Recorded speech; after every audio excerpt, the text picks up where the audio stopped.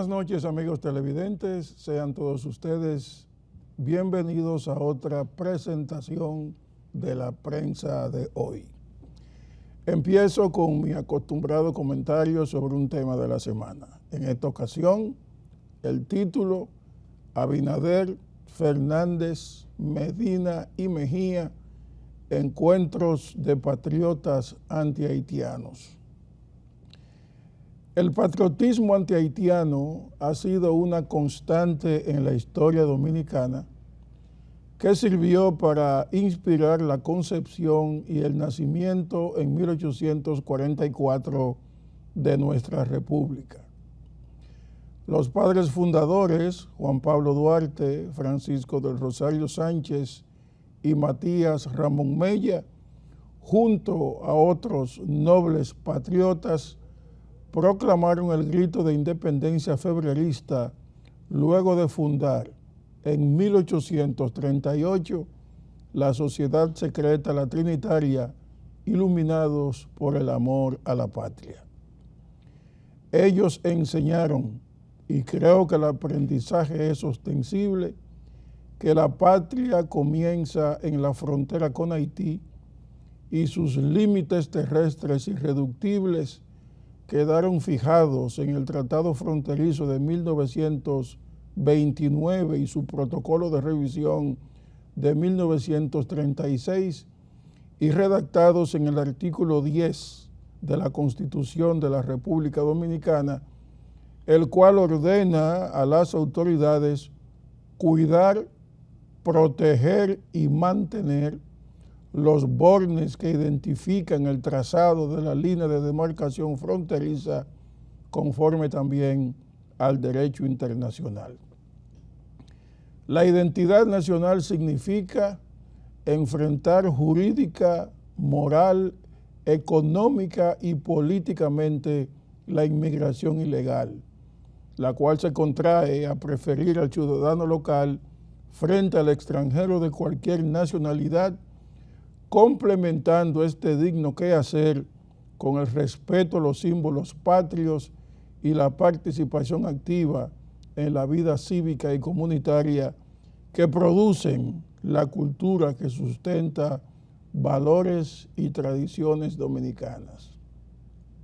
Este preámbulo sirva para reconocer la trascendencia patriótica de los encuentros gestionados por el presidente Luis Abinader con los expresidentes Danilo Medina, Leonel Fernández e Hipólito Mejía, cuya agenda única se circunscribe al tratamiento de la cuestión haitiana referida a la hecatombe institucional resultado del control territorial que ejercen las bandas criminales, el fracaso de la misión internacional pacificadora que lidera Kenya y la amenaza seria que la situación del vecino estado en declive representa para nuestro país.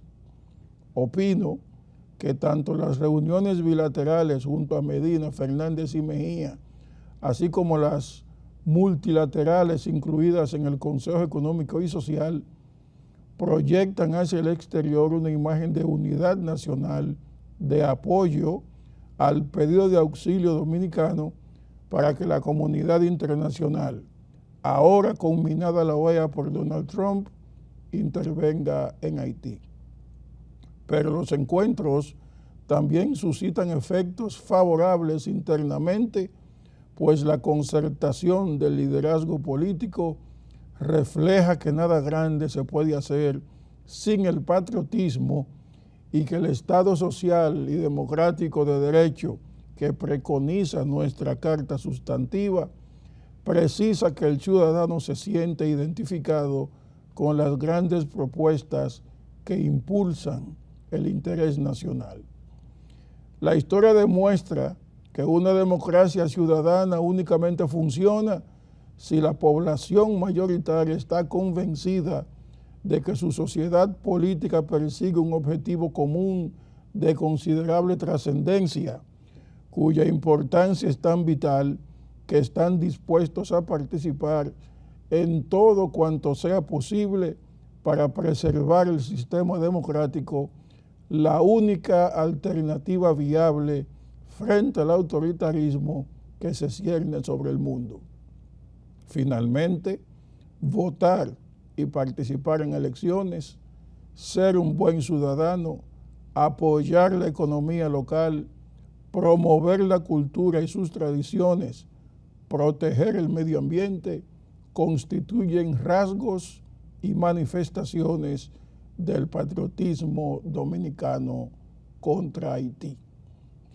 Este ha sido nuestro comentario de este día, correspondiente a esta semana, titulado Abinader, Fernández, Medina y Mejía, encuentros de patriotas antihaitianos.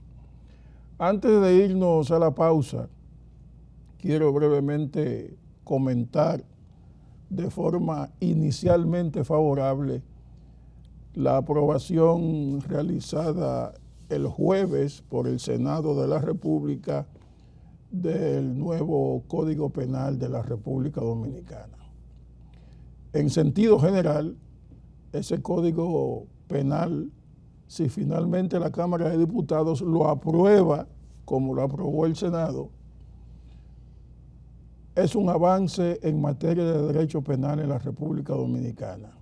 La persecución del delito en todas sus manifestaciones, principalmente los delitos electrónicos, los delitos que han llegado a través de la Internet y a través de toda esta tecnología que ha venido a globalizar tanto la vida económica de los pueblos como también su cultura, el aprendizaje y, por qué no, la criminalidad también se ha globalizado. Por tanto, las penas que tiene este Código Penal, que incluye la más alta de 60 años si se acumulan delitos graves como feminicidio o perseguir niños y todas estas cosas, atentar contra la niñez. Todos estos delitos tienen una penalización bastante alta que pueden incluso contribuir definitivamente a diluir la posibilidad de que ocurran. Pero como el ser humano es intrínsecamente delictivo, tiene que tener una conciencia muy alta para no delinquir. Ese Código Penal surtirá un efecto favorable. Se pone al traste un Código Penal que está vigente desde el año 1854, que fue cuando se tradujo del francés al español, así como estaba en francés, y que fue producto ese Código Penal del año 1854 a ese Código Penal que regía y que dejaron los haitianos cuando el país se independizó en el año 1844. 10 años después se tradujo al español y se aplicó como está. Y desde el 1854 hasta la fecha, con algunas modificaciones, sobre todo a partir de la aparición del Código Procesal Penal, pues teníamos un código, o tenemos todavía, un código antiguo, obsoleto, inadecuado, y que precisamente lo que pasó en el Jet Set atizó a los senadores a aprobarlo. Naturalmente, el delito involuntario que ocurrió, que se tipificó ahí con los dueños del Jet Set, no puede ser sancionado con este nuevo Código Penal, lamentablemente, porque para sancionar y para que un tribunal ejecute una sentencia, se necesita previamente la existencia de la ley. Si la ley no existe, no se puede condenar en virtud de una ley nueva, porque lo que rige es posterior. Cuando vaya ahora a la Cámara de Diputados, se aprobará de igual manera y las perdedoras con este Código Penal son precisamente las feministas, porque las 3 causales se han quedado afuera, no han sido incluidas, no pueden ser incluidas porque el tema del aborto está contemplado en la Constitución de la República en el artículo 37, que impone el respeto a la vida humana desde su concepción hasta la muerte. Entonces, lamentablemente, ese Código Penal en materia de aborto incluso llega a sancionar a los médicos y a las personas que instiguen el aborto de una mujer embarazada. Vamos a la pausa.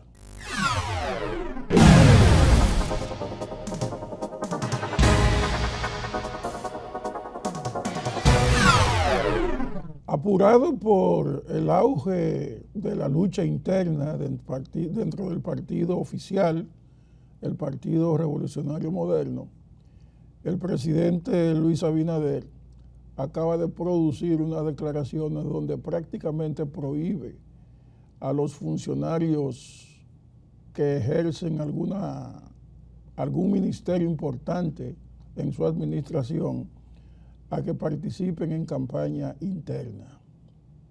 Dice el presidente que deben renunciar los ministros que quieran dedicarse a hacer campaña.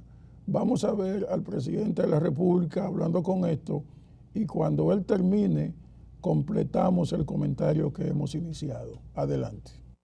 Miren, ustedes saben que nosotros hemos sido tolerantes, somos democráticos para que pues puedan tener aspiraciones.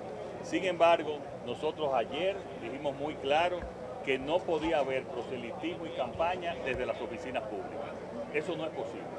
No puede haber campaña desde oficinas públicas, ni tampoco ningún tipo de proselitismo. Y esto fuimos claros ayer y lo reitero hoy, de que se prohíbe esas actividades. El que quiera hacer campaña y proselitismo tendrá que salir del gobierno. Pero mientras tanto, lo que hay que es solucionar los problemas de la gente, solucionar los problemas de cada institución y los problemas de cada comunidad. Se pueden haber aspiraciones, pero no puede haber campaña ni proselitismo en ninguna oficina pública. Miren, ustedes saben que nosotros hemos sido... Eso está muy acertado lo que acaba de decir el presidente Luis Abinader. Las campañas internas dividieron a todos los partidos del país, desde el Partido Reformista, desde el Partido Revolucionario Dominicano, el Partido de la Liberación Dominicana, y si el PRM no se pone en cintura también se divide. Porque no es posible que un funcionario, ministro de cualquier nivel, pueda prescindir de su función pública si aspira a ser candidato presidencial. Ambas cosas son inseparables y en la práctica no se pueden separar. La aspiración de un ministro de su función, cuando nombra a alguien, quiere que ese alguien simpatice con sus aspiraciones y trabaje con él y lo promueva. No tiene reparos en utilizar los fondos públicos, ya sea de manera discreta o de manera abierta. Y no tiene reparos tampoco en promover los símbolos y elementos constitutivos de su campaña interna en plena oficina o en los alrededores o con sus subalternos o como quiera. Entonces, eso que ha hecho el presidente Luis Abinader, de prohibir o de advertirles que no se puede hacer campaña, puede ser el preámbulo al arma que él tiene en la mano, al elemento jurídico que él tiene en la mano, que es el decreto, mediante el cual él puede destituir al ministro de Turismo,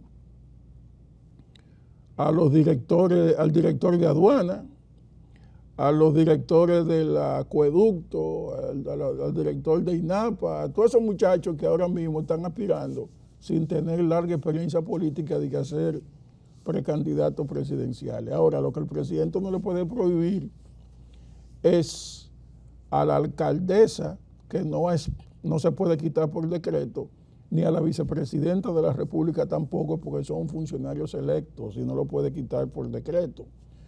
Pero a los demás, con un decreto puro y simple lo puede quitar. El tema del decreto es buscarse a la persona adecuada que sustituya a los que se van del cargo y que no interrumpa el proceso de trabajo, ya el sistema de trabajo puesto en práctica desde una institución pública. Pero el presidente puede destituir a cualquiera. Y esa advertencia que él acaba de hacer, me huele, tengo el pálpito de que si alguien sigue fuñendo la paciencia, haciendo campaña y mítines en los actos oficiales, entonces puede ser destituido mediante decreto. Y el presidente ha advertido eso. Ahora bien, el PRM es un partido joven y tiene que aprender de las experiencias del pasado. El PRM sabe que el mismo partido PRM es el resultado de la división del PRD. Resultado de la división con el PRD que fue de naturaleza fundamentalmente electoral. Miguel Vargas e Hipólito Mejía. Son divisiones que surgieron por el tema electoral de las elecciones del año 2008, de las elecciones del año 2012, en fin, la historia la conocemos. Es un partido joven, tiene que cuidarse de esas aspiraciones extemporáneas de muchos. Y si bien tiene que hacer unas primarias conforme a la ley, democráticas, participativas y transparentes, no es menos cierto que tiene que tener un proceso interno que salvaguarde la unidad partidaria. Que salvaguarde la unidad partidaria. El presidente no puede permitir, como líder de esa organización, que se desboque el proceso interno al grado de que ponga, por ejemplo, en peligro hasta la estabilidad institucional de su partido, como ocurrió con Jacobo Magluta y Salvador Jorge Blanco, que llegó un momento en que Magluta, siendo presidente del Senado, Salvador Jorge Blanco trató de ponerle al frente otro presidente del Senado y por primera vez y única vez en la historia dominicana el Senado se vio con dos presidentes. El Senado de la República, no la Cámara de Diputados, no. El Senado de la República con dos. Me recuerdo el nombre, el señor Araché, que era de Higüey, y Jacobo Magluta. Entonces, hoy esa división tan honda, tan conflictiva, no se puede dar. Sobre todo entre personas que han construido un partido que ha sido una novedad, un partido que todavía es joven, tiene apenas, qué sé yo, ¿cuántos años tiene el PRM? 12 años, desde el 2014 para acá, 12, 13 años. Entonces, los compañeritos del PRM tienen que obedecer a su presidente y dejarse de eso. Porque si el ministro de Turismo se ve sin ese cargo, yo no sé si va a seguir siendo popular en la búsqueda de su candidatura presidencial. Si quitan al director de aduana, yo no sé si él va a seguir siendo popular. Y si quitan al director de INAPA o del acueducto, que aspiran también a ser candidatos presidenciales, no sé si tienen recursos para continuar haciendo campaña. De manera que es bueno ese freno que le ha puesto el presidente a su gente del Partido Revolucionario Moderno que aspiran a ser candidatos presidenciales. Hacemos una pausa.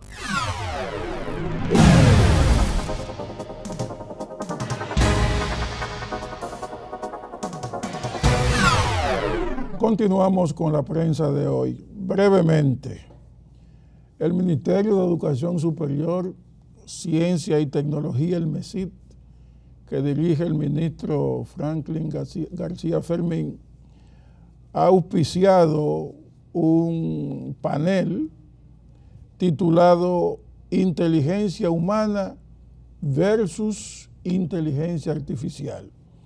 En esta época donde se debate la conveniencia o no de la inteligencia artificial, este panel se enfocó en la comunicación de hoy y contó con la participación de destacados profesionales que abordaron los desafíos que representa la tecnología de la inteligencia artificial. Una inteligencia artificial que es un recurso en el campo de la informática enfocado a crear sistemas capaces de realizar tareas que normalmente requieren la inteligencia humana. Vamos a ver este panel. Todo el tiempo. La piedra se utilizaba para un objetivo o para otro. Todos los objetos se ha utilizado siempre.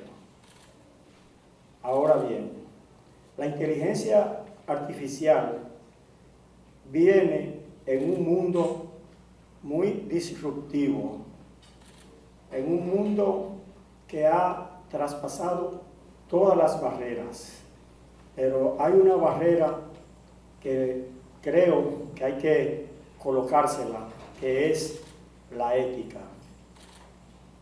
Por eso nosotros le damos la bienvenida a todos ustedes, porque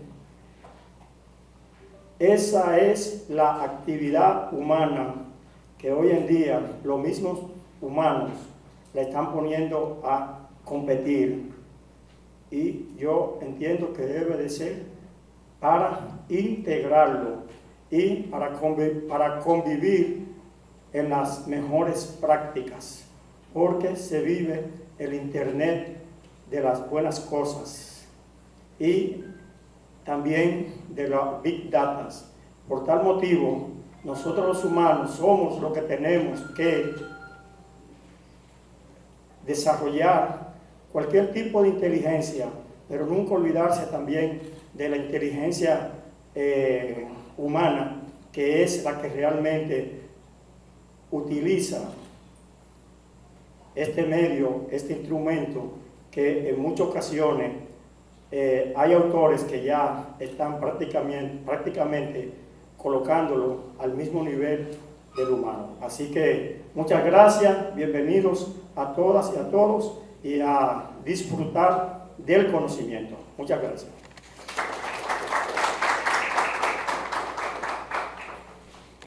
Y acabamos de escuchar las palabras de APEC, amigos panelistas, público presente. Buenos días. Es para Croarte un gran honor poder acompañarles en esta mañana y darles la bienvenida a este panel educativo, la inteligencia humana versus la inteligencia artificial. ¿Quién diría, aunque lo veíamos en las películas, pero quién diría que en este momento es un tema que estamos debatiendo seriamente en cuanto a la sustitución en muchos de los casos de nuestros roles y nuestras profesiones? Esta es una jornada de reflexión que desde la MESID se realiza y se participa desde Acroarte, sumando voluntades en este esfuerzo colectivo para fomentar el pensamiento crítico, que es muy importante en estos tiempos, además del análisis profundo y la actualización permanente en torno a los grandes desafíos que cada día tenemos los profesionales de la comunicación, que nos ayuda a permitir la transformación de sociedades. El desarrollo y la expansión de la inteligencia artificial, su uso y su aplicación en el contexto de la comunicación ciertamente tienen sus potencialidades, pero también estas deben de estar basadas bajo el fundamento de que la intervención de esa inteligencia artificial no anule la capacidad de razonar, de crear y de sensibilizar. Hoy no solo nos proponemos constatar estas dos formas de inteligencia, sino también reflexionar sobre sus posibilidades de complementarse ante los desafíos de la ética, sus implicaciones sociales y su impacto en el ejercicio de esta profesión, especialmente en este campo de la comunicación. A lo largo de la historia, como bien señalaba mi querido Julián Sosa, el pensamiento humano ha sido parte fundamental del desarrollo y la transformación de la sociedad y de la civilización que conocemos en el día de hoy. Desde la filosofía clásica hasta la era digital, la inteligencia humana ha construido el conocimiento, no solo para entender el mundo, sino también para expresarlo, para narrarlo, para transmitirlo a través del lenguaje, del arte y de los medios de comunicación. Por ello, cuando hablamos de inteligencia artificial o de inteligencia como tal, debemos pensarla en términos no solamente del procesamiento de la Big Data o de grandes cantidades de información, sino también con la resolución de problemas, pero más allá con la capacidad profundamente que está ligada al juicio ético, a la empatía y al compromiso social, que es un elemento que es intrínseco al ejercicio de nuestra carrera. La irrupción de la inteligencia artificial hoy que enfrentamos es un desafío para distinguir también entre la información y la verdadera sabiduría, entre la automatización y el pensamiento crítico, entre lo generado y lo que es genuino. Con la provocación de este análisis constructivo que hoy tendemos y tenemos de la mano con expertos y profesionales que nos acompañarán en este panel, en Acroarte reafirmamos nuestro compromiso con el ejercicio ético, pero también y sobre todo con una comunicación responsable. Les invitamos a aprovechar esta jornada educativa con sentido crítico para fortalecer desde nuestras tribunas, nuestros oficios y ustedes los estudiantes desde sus futuros ejercicios de comunicación, una sociedad donde el conocimiento siga siendo el motor del desarrollo humano. Bienvenidos todos. Feliz día. Y me sitúo en el campo filosófico, que no podría ser nunca versus inteligencia humana, porque la propia inteligencia artificial es uno de los últimos productos de la mente humana, de la cultura.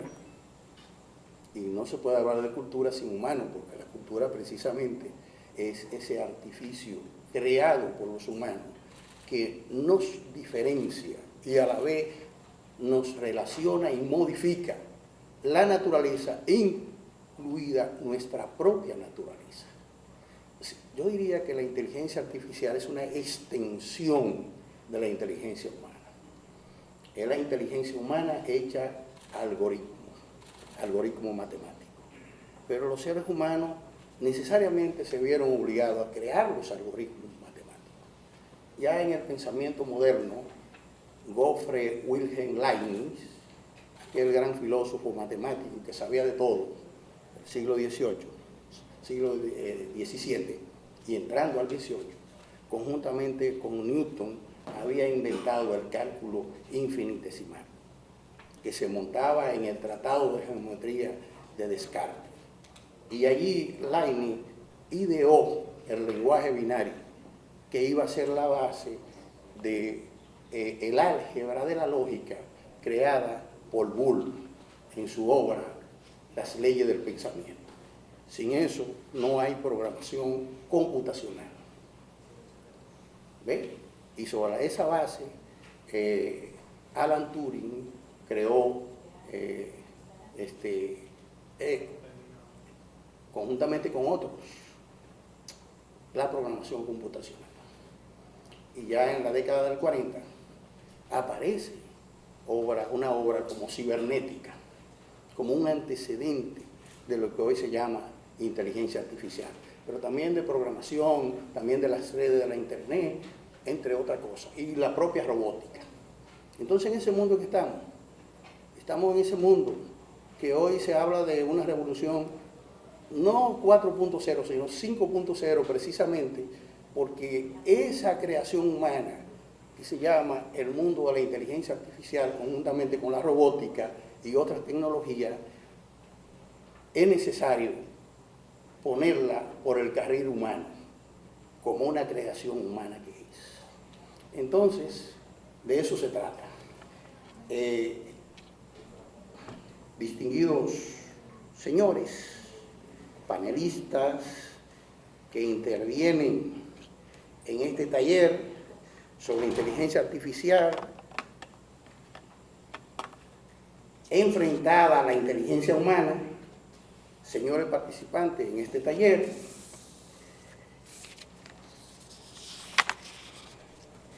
me complace en representación del doctor Franklin García Fermín, ministro de Educación Superior, Ciencia y Tecnología, quien está en otros espacios dándole cumplimiento a otros compromisos atinentes a sus funciones. Una de las recomendaciones que me hizo el ministro García Fermín fue que les diera las gracias a las autoridades de la Universidad AP por facilitarle a nuestro ministerio estas instalaciones para la celebración de este importante taller. Siempre AP ha colaborado con eso. Recuerdo al rector Orguín H. participando en el consejo y siempre dispuesto a colaborar con todas las actividades del ministerio en esta gestión. Y entrando en materia, debo decir ahora que, a juzgar por la calidad de los panelistas y la presencia de quienes decidieron estar aquí para recibir el contenido de este taller, se vislumbra que tendremos el éxito asegurado. Este panel constituye un ejercicio que ha de llevarnos a un diálogo constructivo sobre los desafíos, discrepancias, tensiones y oportunidades que surgen al afrontar la inteligencia humana construida sobre la experiencia, la emoción y la razón, con el avance acelerado de la inteligencia artificial que impacta frontalmente la forma en que nos comunicamos, nos informamos y nos relacionamos con toda la sociedad civilizada. El propósito de esta iniciativa es reflexionar sobre cómo estas dos formas de inteligencia coexisten, se complementan o entran en conflicto en los distintos ámbitos de la comunicación contemporánea. Para conocer la importancia y la pertinencia de la inteligencia artificial es necesario explorar las limitaciones cognitivas de la mente humana y después acercarse sin temor y sin desprecio y, en cambio, valorar y aceptar de buenas ganas las capacidades que nos ofrece la inteligencia artificial como complemento imprescindible de lo que la naturaleza nos proveyó.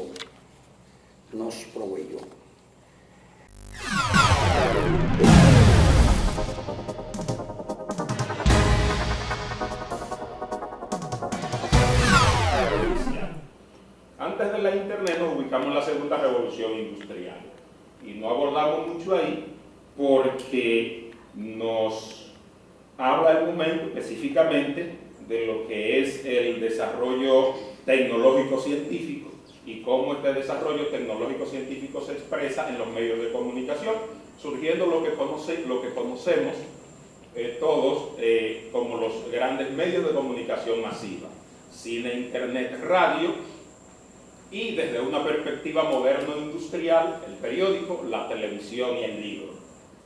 Ese es fundamentalmente el momento. A partir de la Internet, bueno, tenemos otro momento sumamente interesante. Interesante porque surge una serie de nuevas posibilidades mediáticas y una nueva jerga comunicacional. Esa nueva jerga comunicacional le tiene, por ejemplo, sitio web, comunicación multimedia, comunicación transmedia, convergencia comunicacional, comunicación en la era digital, comunicación digital, comunicación visual, ecosistema mediático digital, medios digitales, medios masivos nativos digitales, plataformas multimedia, multiplataforma, comunicación virtual, agencias de noticia virtual, cibermedios, ciberperiodismo, periodismo ciudadano, sistema de mensajería instantánea y un larguísimo etcétera que podríamos encontrar. Esto nos crea un desafío en el campo académico y en el mismo campo del ejercicio comunicacional. Porque a la hora de autodefinirnos como trabajadores de la comunicación, tenemos que establecer hacia qué lado vamos o no vamos. Y entonces el profesional de la comunicación se ve bajo la necesidad de desarrollar capacidades de acuerdo a este nuevo espectro mediático que se puede visualizar a partir de esta nueva jerga. Cuando llegamos a lo que es los medios de comunicación o el ecosistema mediático a partir de la inteligencia artificial, el panorama se hace más brumoso todavía. La inteligencia artificial, bueno, es un campo amplio, como ya han manifestado quienes han antecedido, y no vamos a entrar justamente a detalles sobre ese particular, tipos de inteligencia artificial, etc. Vamos a ver específicamente la inteligencia artificial generativa y la importancia y el alcance de esta en lo que es los medios de comunicación y la comunicación mediática.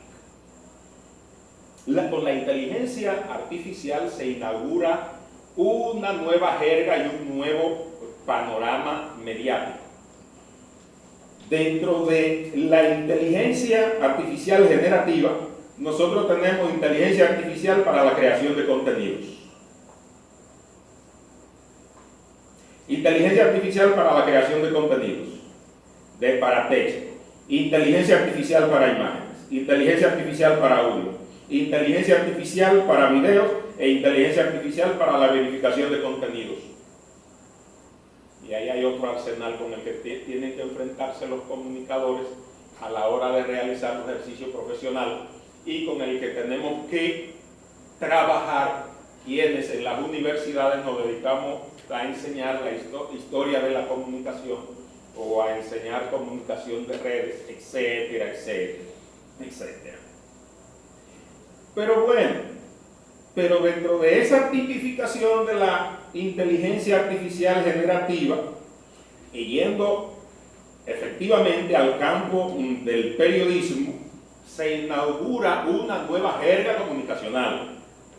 Esa jerga tiene términos como automatización de la información, robots journals, medios sintéticos, periodismo sintético, periodismo artificial, periodismo algorítmico, periodismo automatizado, periodismo computacional, periodismo aumentado, periodismo de alta tecnología. Y ahí vuelve otro de los desafíos que no es simplemente de la jerga, sino del ejercicio del trabajo periodístico y del ejercicio del trabajo, enseñanza-aprendizaje en las universidades y la perspectiva que demanda el nuevo espectro o ecosistema mediático a nivel de ejercicio y a nivel académico. Independientemente de la riqueza del ecosistema mediático digital, este ha ido creando una bruma que desafía a sus agentes, es decir, a nosotros. Por lo tanto, es prudente tomarlo con prudencia, perspicacia, inteligencia, madurez, selectividad, conocimiento de causa y de forma ética, que ya ha surgido el tema aquí. Fíjense ustedes, por ejemplo, esta bruma comunicacional, si la vemos desde la perspectiva, por ejemplo, de las redes sociales y la cantidad que tenemos, y menciono solamente alguna como ejemplo: Facebook, YouTube, WhatsApp, Spotify, OnlyFans, Instagram, LinkedIn, Twitter, X, Pinterest, Freelancer, TuTV, Snapchat y un larguísimo etcétera. Bueno, pero de todo este panorama, este ecosistema, yo quiero quedarme con tres términos precisos, llegando al final de estos minutos y que comparto con ustedes, donde he venido a presentar más una inquietud que una solución ante un desafío que tenemos. Yo me quedo con 3 términos para cerrar estos minutos. Periodista cibernético es uno de ellos. Periodista cibernético, medio sintético y periodismo automatizado a partir de la IA. Dentro del periodista cibernético hay una aplicación que desarrolló el Times. 2004, si mal no recuerdo, pero que se conoció en el 2017. Es una aplicación que se llama Wake Ebook, que el Times lo aplicó o lo usa para recolectar información sobre terremotos que se producen en el área de Estados Unidos y que registra el Centro Geológico de esa nación. Le preguntan a su creador que cómo funciona. Bueno, es una aplicación que se desarrolló en el Times, y leo textualmente, que reporta terremotos lo más rápido, informaciones sobre un terremoto producido lo más rápido posible. El programa de computadora revisa las noticias sobre el terremoto que proceden del Centro Geológico de Estados Unidos, reúne informaciones de manera automática sobre el mismo y genera un borrador de un artículo. En la sala de redacción se alerta, la sala de redacción revisa, la sala de redacción revisa y determina si el artículo tiene valor periodístico. Si lo tiene, lo publica.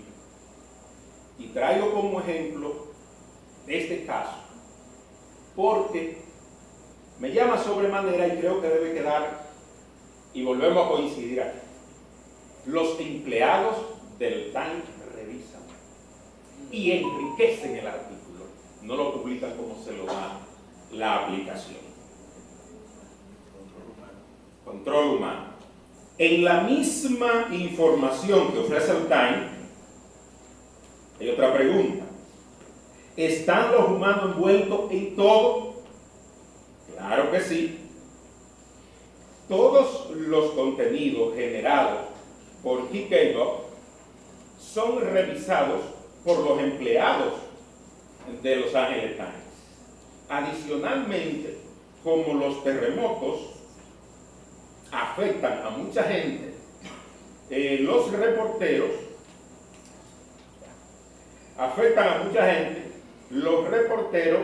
agregarán contexto al artículo y harán mejoras en el texto. Traduciéndolo es lo que dice el Times. Lo quise sacar de manera textual. Entonces, es donde viene otra vez, y volvemos a tocar el tema de la parte humana en la inteligencia artificial aplicada al periodismo y la comunicación. El otro vocablo y penúltimo es el periodismo automatizado. El periodismo automatizado, también conocido como periodismo algorítmico o periodismo robótico, la aplicación de inteligencia artificial y algoritmos para generar contenido periodístico de manera automática, con un mínimo o sin ningún mínimo de participación de los seres humanos. El ejemplo anterior que puse de la aplicación desarrollada por el Times es un ejemplo de esto.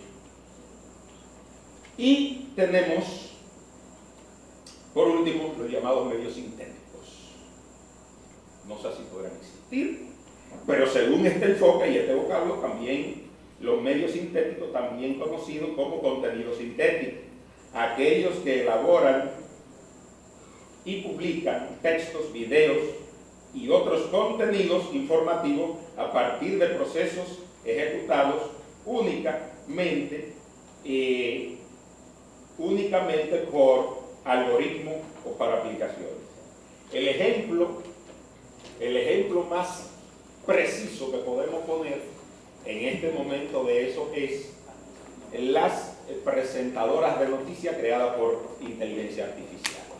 En nuestro caso tenemos el doctor Andrés Merecoche, 25 años de trayectoria filosófica abordando esta temática y de los efectos de la misma sobre la sociedad dominicana. Él nos va a presentar la temática, la ciberbasura de los deepfakes en la comunicación de hoy en día. Y su reflexión va en torno a lo que son los problemas éticos de la comunicación y lo que representan los deepfakes. Hemos presentado una parte del panel que auspició el Ministerio de Educación Superior, Ciencia y Tecnología, contrastando la inteligencia humana contra la inteligencia artificial. Lamentablemente se nos quedaron en el tintero otros panelistas que agotaron temas como, por ejemplo, la inteligencia artificial, el cerebro humano y todo ese tipo de cosas, que son los temas básicos de una investigación o de una exposición sobre inteligencia artificial. Participó también la doctora Cristal Acevedo, presidenta de Observatorio de Medios Digitales Dominicanos, así como también la presidenta de Acroarte, participó el director de tecnología del Ministerio de la Presidencia. La próxima semana estaremos con ustedes con la prensa de hoy. Feliz noche.